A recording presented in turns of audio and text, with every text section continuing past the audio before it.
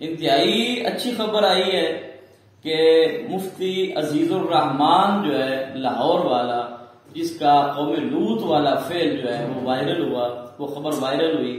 اور اللہ کا شکر ہے کہ اس پہ ایکشن لیا گیا، اور میاں والی سے یہ اطلاعات آئی ہیں کہ میاں والی سے اس کو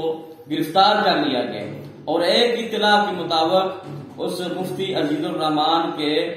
2 بیٹوں کو بھی گرفتار کیا گیا۔ اور یہاں ایک بات کی وضاحت میں کرتا چلوں، مفتی کا مطلب افتاء کے ساتھ تعلق ہوتا ہے، فتویٰ کے متعلق ہوتا ہے، یہ اس سے نکلا ہے، لیکن یہ مفتی نہیں ہے، اس کو مختی کہنا چاہیے، میم خے توئیں اور یہ جو ہم اردو میں استعمال کرتے ہیں مختی، یعنی کہ یہ خطا کرنے والا ہے، خطا کار ہے، اور اس کو عبرتناک سزا ملنی چاہیے تاکہ آئندہ کسی کو ایسے قبیح فعل کرنے کی جرت نہ ہو، اور کسی کو یہ جرت نہ ہو کہ وہ دین کا نام استعمال کر کے، اسلام کا نام استعمال کر کے، مسجد کا نام استعمال کر کے، یا مدرسے کی آڑ میں اس طرح کے نازیبا اور قبیح فعل جو ہے وہ سر انجام دے، اور ایسے گھٹیا اور کمینے لوگوں کی وجہ سے ہی جو ہے وہ اسلام کا امیج خراب ہوتا ہے، مسلمانوں کی عزت یہ لوگ خاک میں ملا دیتے ہیں، علماء کی عزت خاک میں ملا دیتے ہیں، مدارس اور مساجد کے لیے جو ہے یہ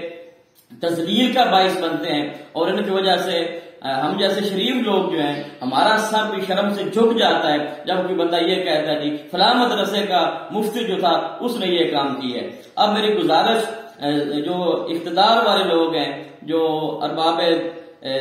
فکر و دانش ہیں، جو صاحب اقتدار ہیں، جن کو اللہ رب العالمین نے طاقت دی ہے، ان کا یہ حق ہے کہ اس کو کیسے کردار تک پہنچایا جائے اور اس کو سزا دی جائے، تاکہ آئندہ دین اور اسلام کا نام لے کر کسی کو اس طرح کے قبیح فعل کرنے میں کم از کم یہ پتہ ہونا چاہیے کہ اگر میں یہ فعل سر انجام دیتا ہوں تو میرا حشر کیا ہوگا، دنیا میں بھی اس کی ضلالت مقدر بن جائے گی، اور میدان محشر میں جو اللہ رب العالمین نے سزا دینی ہے وہ تو لازمی طور پہ ان بطش ربک لشدید، اللہ رب العالمین کی پکڑ جو ہے یہ بڑی سخت ہے۔ بہرحال یہ بڑی خوش آئند بات ہے، اس کو واقعی گرفتار کیا جانا چاہیے تھا، اب آگے اس کے اوپر پورا کیس چلایا جائے، اس کو سزا ملے تاکہ لوگ دیکھیں کہ کوئی بھی اس طرح کا بندہ گھٹیا ترین حرکت اگر کرتا ہے تو اس کو سزا ملنی چاہیے، تاکہ بعد میں آنے والے لوگوں کے لیے عبرت کا نشانہ بن جائے۔